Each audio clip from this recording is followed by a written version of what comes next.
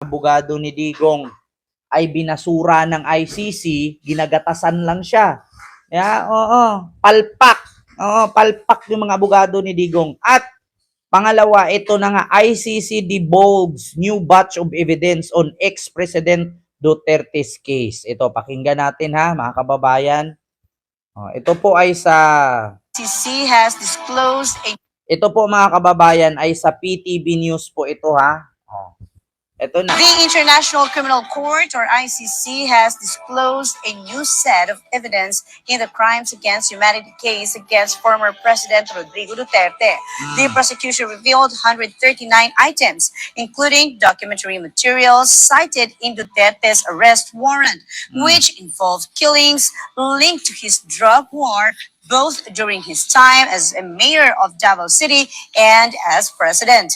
ICC Assistant Counsel Attorney Cristina Conti believes these new pieces of evidence will strengthen the case against Duterte. Narinig nyo mga kababayan yung sinabi, naku, tinadtad si Digong ng ebidensya sa ICC. Aba, ewan ko lang kung makakalaya pa yung lulo ninyo. Ako na nagsabi, mga kababayan. Ito search natin ulit. Duterte, tinadtad ng ebidensya. Sa totoo lang mga kababayan, ito si Digong, maano talaga to, aamagin to sa loob ng Duterte. Ayan, tinadtad. Ay, actually, mali ang pagkasulat. Tinadtad ng ebidensya sa ICC. Mabubulok to sa loob, mga kababayan. Like, share, and subscribe po kayo, mga kababayan. Mahigit 100 ebidensya laban kay dating Pangulong Rodrigo Duterte ang itinagdag ng prosekusyon sa mga isinumiti nito sa ICC. Kabilang dyan ang mga audio, video files at libo-libong pahinang dokumento. Nakatutok si Mari Zumali. Nako. Aabot sa 139 ang karagdagang ebidensyang isinumite nito lang May 5 ng prosekusyon sa Pre-Trial Chamber 1 laban kay dating Pangulong Rodrigo Duterte para sa kinakaharap niyang kasong crimes against humanity sa International Criminal Court. Mikay, hello po. Ayon kay Prosecutor Karim Khan, nakahati ito sa 4 na bahagi.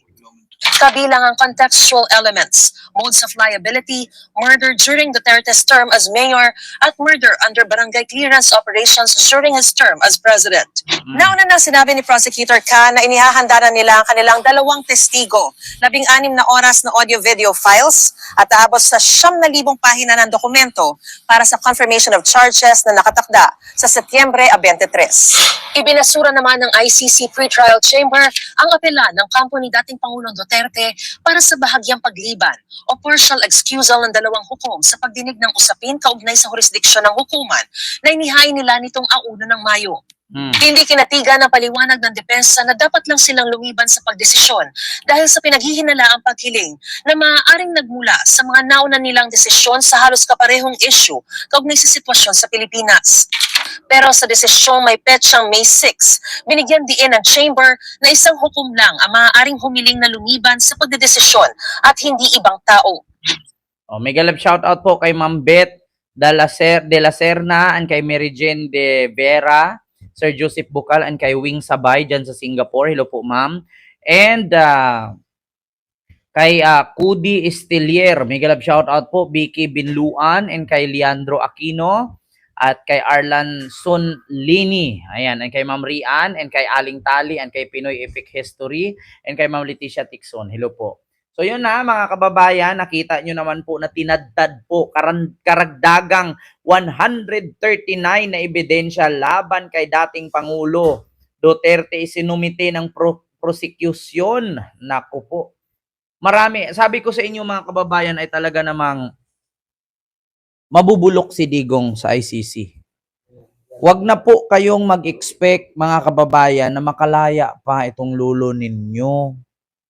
Alam nyo, kahit mamatayan si Digong dyan, wala naman ang kwenta yan. Hindi naman yan na pwedeng po.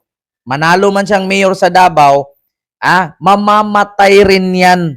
Pag namatay, papalit. Kung manalo si Baste, papalit si Baste. Ano nga asahan ninyo kay Basti? Ngayon nga na mayor si Basti, wala ring ginawa. Oh, ano pa asahan ninyo sa kanila? 'Di ba? Actually, ito sa totoo lang, mga kababayan, itong pangyayaring ito, na pinaglaban ng mga DDS, yung pagkakulong ni Digong sa ICC, hindi po nakakatulong sa bansa yan. Bakit? Hindi naman po si Digong ang presidente ng ating bansa ngayon. Ang presidente po ay si PBBM. Ngayon, kahit bagyuhin tayo, kahit lindulin tayo, kahit girahin tayo ng China, hindi makakatulong si Duterte sa atin. Ang makakatulong lang ay yung mga nakaupo sa posisyon ngayon, nasa gobyerno. Si Digong wala po. Ang problema lang, kahit si Sara nga mismo, wala tayong asahang tulong dyan eh. Di ba? Naman ang totoo, mga kababayan. Ma'am Eileen Sutilo, mega love shout out po. Kaya sabi ko sa inyo, wala kayong aasahan kay Digong. Mamatay man yan dyan, o makalaya man yan dyan, uuwi sa Pilipinas, manggugulo ulit yan. Kahit maging presidente pa si Sara, di yan mauwi si Digong. Oo, totoo yan, Pinoy epic history. Alam niyo kung bakit kahit maging presidente pa si Sara, walang jurisdiction ang Pilipinas na kunin si Digong doon. Una, ang sabi kasi ng mga DDS, wala daw jurisdiction ng ICC na hulihin si Digong at ikulong sa Netherlands. Ang problema, ngayon na nandoon na si Digong sa Netherlands, nakakulong na, wala ding jurisdiction ng Pilipinas na manghimasok doon sa Netherlands. Kasi nga bakit? Ang pagsampa po ng kaso na laban kay Digong ay sa Netherlands po i-file, hindi po sa Philippines. Ngayon, ang bukod tangi lamang na makapagpapalaya kay Digong, alin? Ang iatras ang kaso laban sa kanya. Kaya yung mga DDS na nagpapaasa na makakalaya daw si Digong, yung mga DDS na nagsabing makakauwi si Digong, wag po kayong magsabing makauwi. Marami na namang DDS aasa niyan. Marami na namang DDS maghintay, tas hindi darating, mapapahiya na naman kayo. Ang bukod tangi lang na makapagpapauwi kay Digong, si BBM at si Trillanes. Kung iatras ng kampo ng mga biktima ni Digong sa extrajudicial killings at nila Trillanes, makakauwi si Digong. Ang problema lang, gagawin kaya ni Trillanes yun? Hindi. Yun lang, Ma'am Linda Daungay, mega love shout out po. Si Trillanes at si BBM lang ang bukod tanging makakapagpauwi. Ito, bigyan ko kayo ng example ha. Si Digong, pwedeng makauwi. Bakit? Si BBM lang naman ang inantay ng ICC. Pwedeng si BBM mag-request sa Netherlands or sa ICC na dito sa Pilipinas litisin si Digong. Ang tanong ngayon, kung kayo ang nasa kalagayan ni BBM, pauwiin nyo ba? Kung ako kay BBM, hindi. Bakit? Pagpapauwiin ko yan, sasabihin na naman ng mga DDS, duwag si BBM. Uto-uto at tanga si BBM. Yeah? Napakulong mo na, pinauwi mo pa. Ganun na naman ang sabi nila. Kasi nung napakulong si Digong, sasabihin nila, traidor si BBM. Hindi nila iniisip na si Trillanes ang nagpakulong, hindi si BBM. Tapos si BBM ang sisihin. Di ba? Pangalawa, kung sakali na si BBM makiusap sa ICC, napauwiin si Digong at dito sa Pilipinas litisin, may mga kondisyones ang ICC.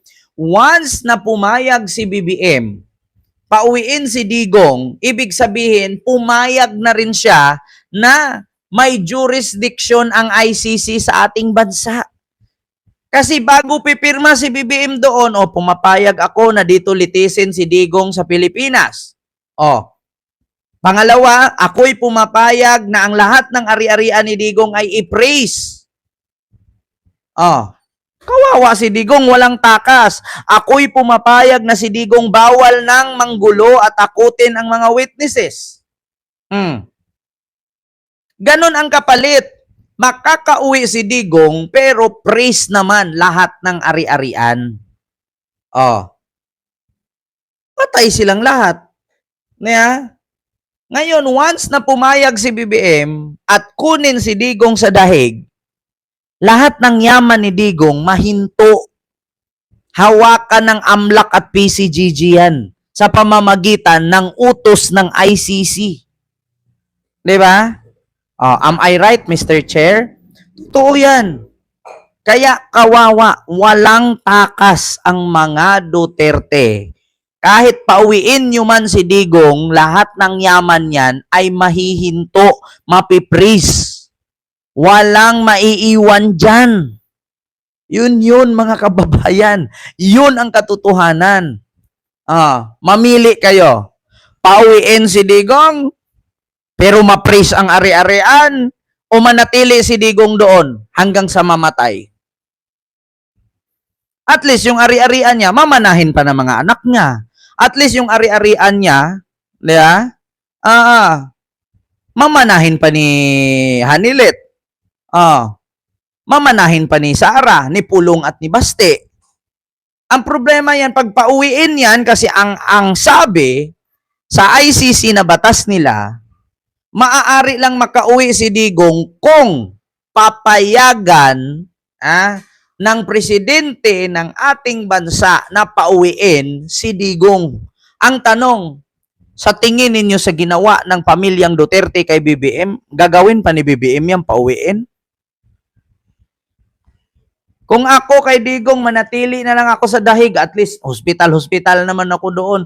Total, pag inuwi sa Pilipinas yan, mamamatay lang din naman siya.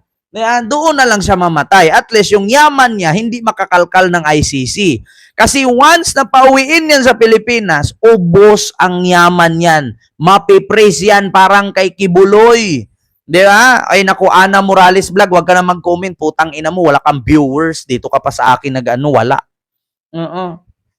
Dito ka pa nagkalat.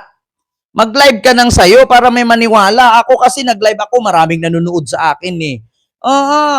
Mag-live kayo sa channel ninyo. Huwag dito kayo sa channel ko mag-comment-comment. Wala ba kayong viewers? Ang cheap. Ganyan talaga. Pag hindi kasi kayo gumawa ng fake news, hindi kayo makikilala eh. After pag nagkaroon ng fake news, nakakasuhan. 'Di ba? Yan ang mahirap sa mga DDS.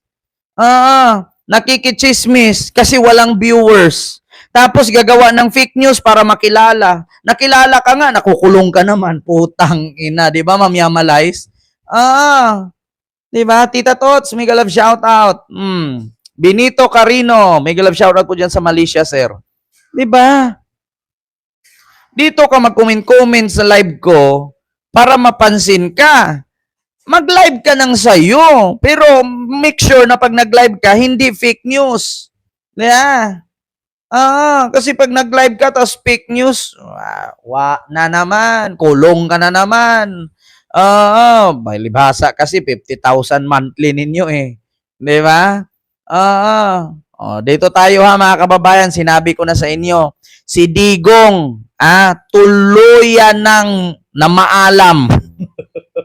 Si Digong tuluyan ng namaalam, doon na yan iburol at 40 days sa Netherlands. Hindi na talaga makauwi. Tinadtad ng sandamakmak na ebidensya ng ICC. Kaya ang ginawa nitong mga abogado ni Digong, puro na lang motion. Tapos puro naman dismiss at binasura. Wala na, ginagatasan lang si Digong. Sa bagay, pera naman niya yan. Nakaw naman yan. Wala na tayong problema dyan.